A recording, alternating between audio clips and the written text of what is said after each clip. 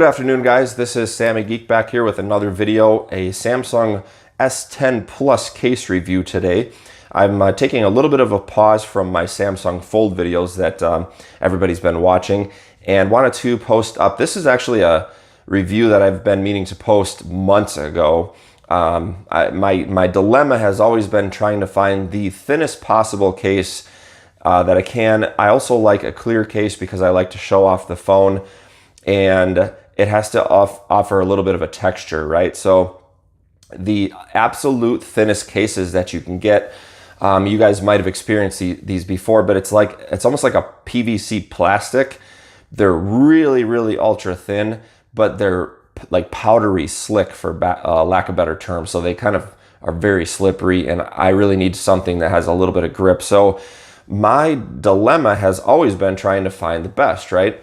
And I've gone out for each of the cell phones I purchased throughout the years, all of the S10 phones I've had, everything, all the S models, all the Note models, the Edge, you name it, I've had everything, and I've tried all the different cases.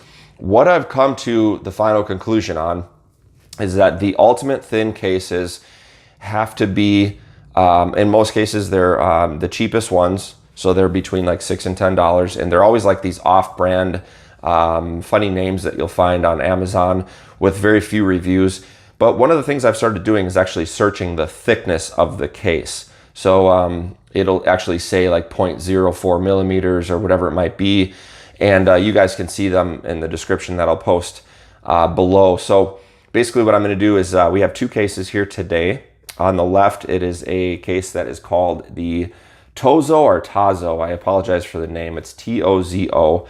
And I will post a description and an Amazon link for you guys below, and you can take a look at that. This one is about $10. The one on the right is called a Super Yong, and it's Superyong, and that is also going to be linked below, so you guys will see a little bit of a some details and things like that in the description on Amazon. You can read up more on these, but I wanted to give you my review between the two. I think you can probably already tell which the winner was for me, but again, kind of going back through the criteria, I wanted the ultimate thinnest case that offers a little bit of a grip, but also has a little bit of protection for the corners, which, by the way, this right here is the screen protector that comes factory with the S10 Plus, and I started peeling it off thinking it would be a great idea to remove it. I noticed a couple scratches on the screen protector, and I thought it actually went through onto the glass, so I was a little nervous about that. I started peeling this up, and it's not sticking back down, so it is what it is, but it's a nice screen protector. I don't want to digress here too much, but so I feel like the front of the phone's protected. I do want to protect the edges because I go through my phones so often. I'm always selling these on the private sector, basically Craigslist, eBay, Swappa, and always changing out phones. So again, I want something that's going to protect the phone well, but actually show it off. I'm not a big fan of colored cases, and it has to be ultra thin, but again, have that little bit of grip. So kind of getting onto the case review here for you guys. I'm going to show each case. I'm going to try and get some little focus here for you guys. I'll kind of show you the edges here. You can see the thickness. What I like to show is if you pay attention to kind of the thickness around the bottom here where the ports are, and we'll get the camera to focus here.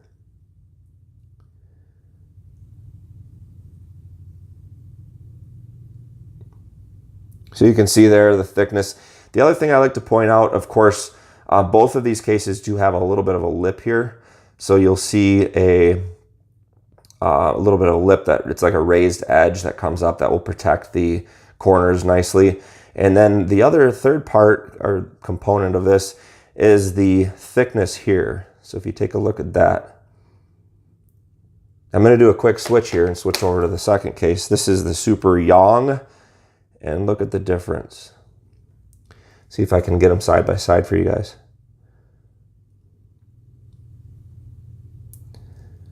So that is the difference. It is so close is the way that I could best describe it. So each of these cases have a sort of a micro texture inside, And obviously, if you're not familiar with it, the point is so when you get it onto the phone, which I'll do here, you don't get that sort of wet, slick look on the back, right? So you're not seeing, it doesn't look like the phone's wet, but here it is on the phone. You can see the raised lip here a little bit. And if I flip it around, you can take a look at the ports. And then lastly would be the protection of the edge. So in this case, obviously I'm very comfortable, setting it down, sliding it around the table. It's going to protect it pretty well. Now I'll make the switch here. Again, this was the Tozo, T-O-Z-O. And then we'll go back to the Super Young. And you have to love these names. So this is the Super Young. So you can see, again, just a little bit less of a lip right there. And we'll go back to the ports here for you guys. It's a good view of the thickness that's on the ports. And then lastly, the lip. Ever so slightly. Both cases stay on the phone pretty well. I don't worry about either one of them falling off. They're both pretty stable. Stable on the edges and so forth. Again, I'm not too worried about this one, as far as drop protection goes, sliding protection for the camera, and then the front protection because of the raised edges. So going back to getting these things next to each other, let's go here and we'll put the phone in the middle. Sorry guys, the camera's here in my way, so try and get this back organized. So what is my final verdict? Here is the best way to put this. I really like both of these cases. You absolutely cannot go wrong with either one. I mean, you're talking about a $10 case here and you're talking about a $7 case here, right? So what is the difference? The best way I can describe this is that, because I like both the cases, you can pretty much already see which one's the winner. But the Super Young is the absolute winner for me, because my number one criteria is really having the thinnest possible case, right? So here's how I would rate this. If this was a 10, on a scale from 1 to 10, if this was a 10 on the thinness factor, I would rate the Tozo at like an 8. So it's right there. It's so close. Most people probably wouldn't even notice a difference between the two cases. But because I've tried so many cases and I know what a good thin case feels like, I'm able to separate them a little bit. And that's how close I think they are.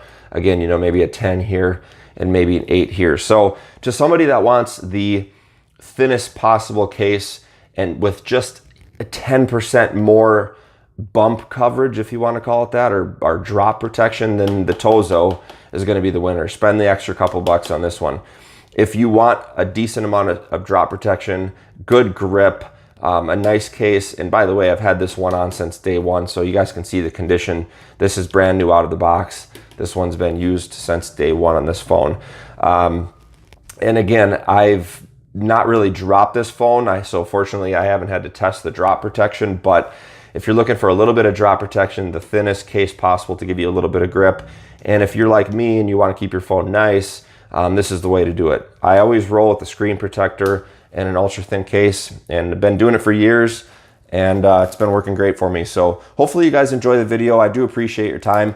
Keep your eyes peeled. I'm going to be posting more and more Samsung Fold videos, and I did order some new cool studio equipment. So I've got some much better videos coming soon. I also want to try to do some videos out in the field, have a little bit of fun, because I was out in DC with one of my last videos, and I got some positive reaction on that. So I want to keep my viewers entertained, and I would love to earn some more subscribers. So if you did like this video and you found it helpful, please subscribe. It gets me pumped up and excited to make more videos for you guys, and I will continue to do it. If there's anything that you guys want me to look at, or any other cases, or anything I can do to be helpful, please let me know. And have a wonderful weekend, guys, and we'll talk to you soon.